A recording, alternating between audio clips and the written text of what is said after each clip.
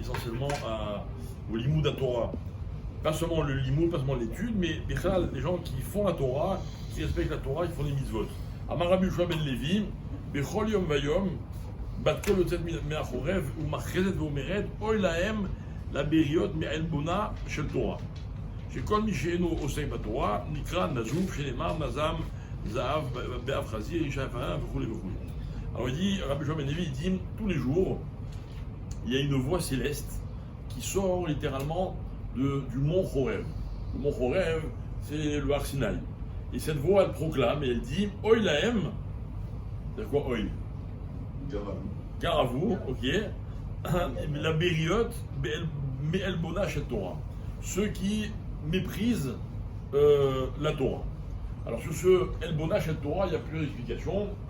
Il y a, on va dire, l'explication la plus simple, c'est ceux qui méprisent véritablement la Torah. Et il y a l'explication qui dit, un peu plus sévère, qui dit celui qui pourrait étudier la Torah et qui n'étudie pas la Torah. D'accord? Gare à lui. Il est appelé Nazouf. Nazouf, ça veut dire celui qu'on méprise, quoi. Alors, bon, évidemment, c'est un peu dur comme Mishnah, mais il y a comment il s'appelle, le Chavetz Chaim, qui donnait un très beau machal.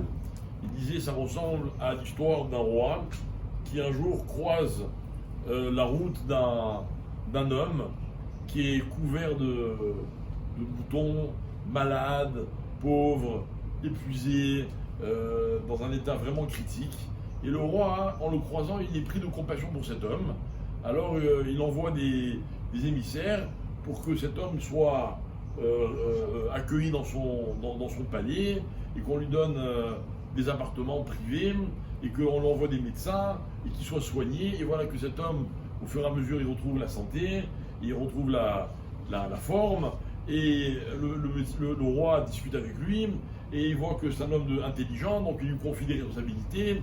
Et au fur et à mesure, il gravit les échelons du royaume et il devient ministre. À un moment, le roi lui donne sa fille en mariage et donc voilà, cet homme qui était vraiment dans la situation la plus basse possible, il est devenu une star. Et voilà que cet homme, donc, qui est devenu riche, puissant, en bonne santé, marié à la fille du roi, un jour il se promène et il voit des enfants en train de jouer au ballon ou avec des pierres ou ce que vous voulez. Et il les regarde comme ça, et au fur et à mesure qu'il les regarde, il est un peu jaloux d'eux. Alors il se met à jouer avec eux, et voilà qu'il déchire ses vêtements, il salit ses vêtements, et puis il est tellement pris par le jeu que finalement il les suit, puis il y a une petite bande de schnappants, comme on dit chez nous, et puis bon bref, le machin du Chavetz Chaim, c'est que cet homme, il quitte le royaume, et puis il quitte sa femme, et puis il veut plus du tout avoir affaire à rien du tout, et le héros devient l'homme qu'il était, pas chou, très simple, parce que voilà, il a vu ses enfants jouer, il avait envie de jouer avec eux. Alors il dit, c'est exactement la même chose. Nous, on était un peuple d'esclaves en Égypte, on n'avait aucun statut, il y a que beaucoup nous a sortis d'Égypte, il nous a élevés, il nous a donné la Torah, on est devenus ses enfants ou ses beaux-enfants, ou même sa fiancée, on appelle ça comme vous voulez. Et voilà qu'il y a des gens, ils voient des petits voyous jouer avec des petites bêtises, et ils sont jaloux, et au fur et à mesure, ils se rapprochent d'eux, et ils s'éloignent de la Torah. L'homme en question, si le roi l'attrapait, qu'est-ce qu'il lui donnerait comme punition, comme châtiment? Il lui dirait, le roi, je t'ai tout donné, et tu me trahis de cette façon.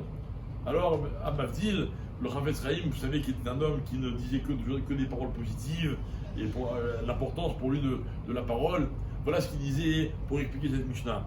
Évidemment, celui qui méprise la Torah, en fait, on lui a donné le plus beau statut qu'il peut avoir au monde, et il est attiré par des choses qui sont futiles et qui n'ont aucune valeur.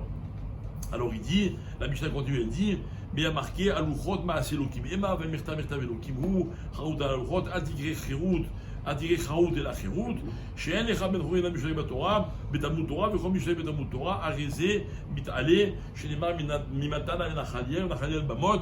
Il dit en fait, à l'inverse, c'est vrai aussi, la Torah elle a été donnée par Hachem sur des louchot, des tables de la loi qui ont été gravées par Hachem, l'écriture elle vient d'Hachem, etc.